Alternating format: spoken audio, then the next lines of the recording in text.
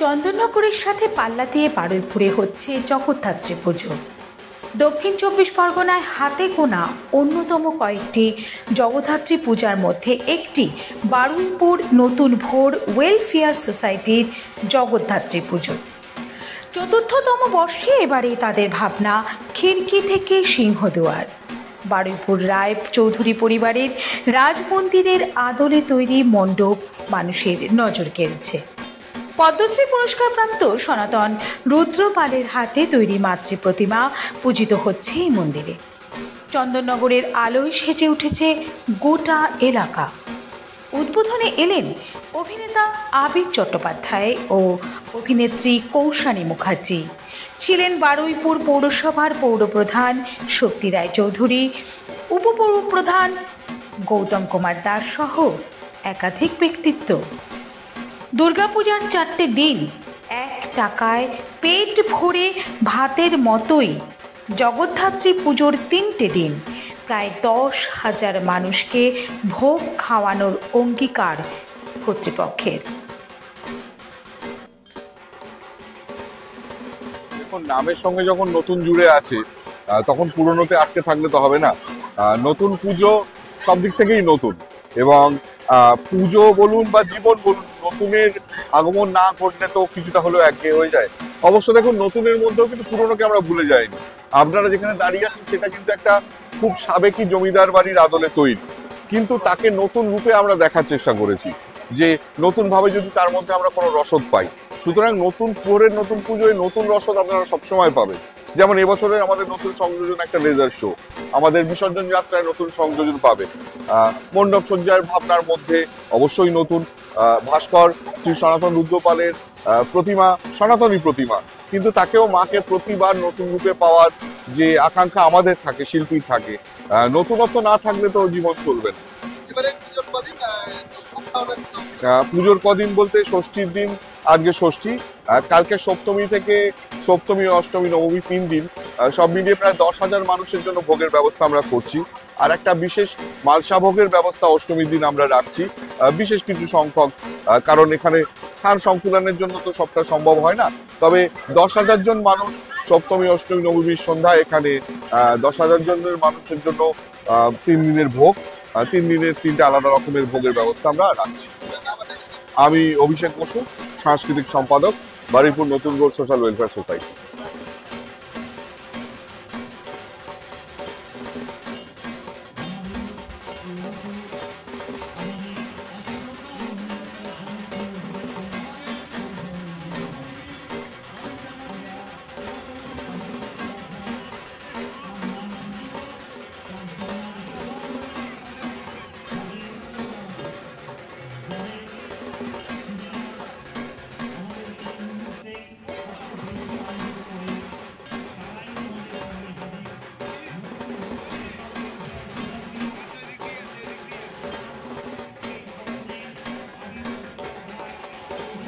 এবছর নতুন ভোরের নতুন পুজো বলাটা ভুল হবে, এখন আর নতুন নেই, 4র্থ বছরে পদার্পণ করলো। স্বাভাবিকভাবেই নতুন ভোরের নতুন পুজোটা আর বলতে ভালো লাগে না।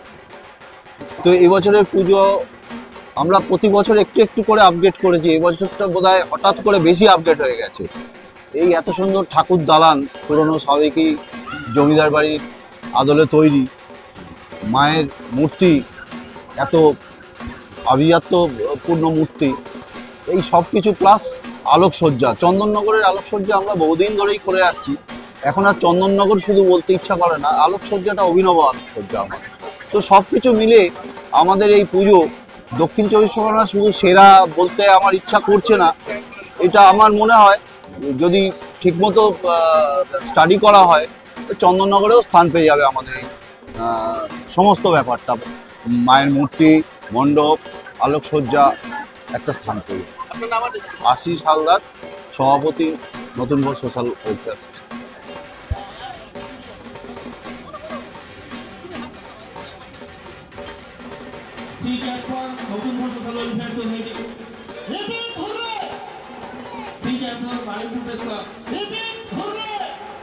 ধন্যবাদ সকলকে।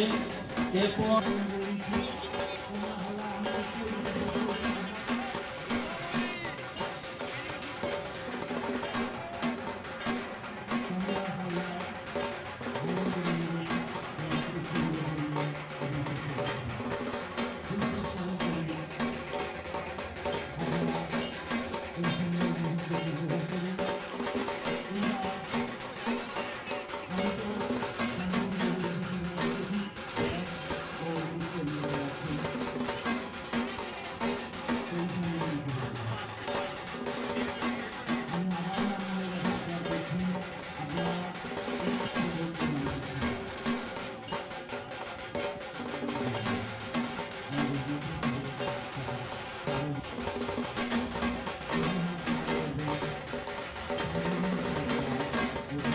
সবার আগে আমি ধন্যবাদ জানাবো নতুন ঘোড়ের সমস্ত কর্তৃপক্ষ যারা আমাদের নিমন্ত্রণ করেছেন।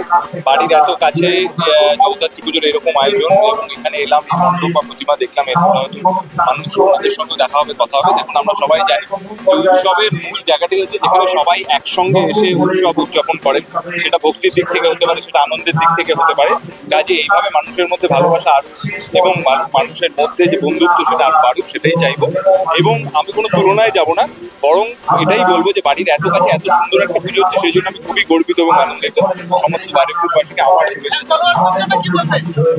আপনারা যেভাবে আমাদের কাজ ভালোবেসেছেন তার জন্য অসংখ্য ধন্যবাদ, এবং আমরা তার পরিবর্তে একটাই কাজ করতে পারি, আরো বেশি পরিশ্রম করে আরো ভালো কাজ করার চেষ্টা করতে পারি, অবশ্যই সেটা।